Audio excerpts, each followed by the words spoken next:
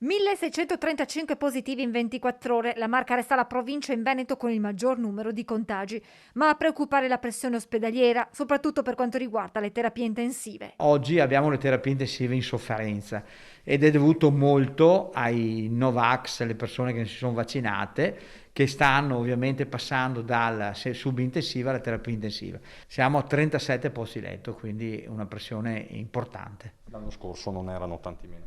No, l'anno scorso andavano sulla quarantina, qualcosa in più, quindi significa che abbiamo proprio bisogno di vaccinare il più possibile. Il boom di contagi è facilmente intuibile guardando le code che si formano ormai quotidianamente ai Covid Point della Marca, in particolar modo all'ex dogana di Treviso. Sul tavolo dell'USL 2, come proposto anche dal comandante della polizia locale Andrea Gallo, l'ipotesi di diversificare gli accessi, come tra l'altro già fatto al punto tamponi di Casier dedicato solo agli studenti. 12.000 ragazzi messi in quarantena sono tantissimi, per cui anche creare un canale privilegiato non basterebbe comunque.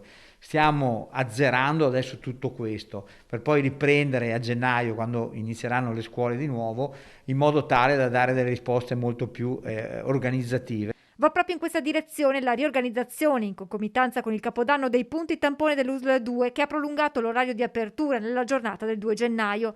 Covid Point aperti dalle 8 alle 17 ad Altivole e Conegliano, dalle 8 alle 19 a Casiere e Treviso, fino alle 18 a Castelfranco e fino alle 16:30 a Oderzo. Il 1 gennaio invece saranno attivi i punti tampone di Altivole, Treviso e Conegliano dalle 14 alle 17.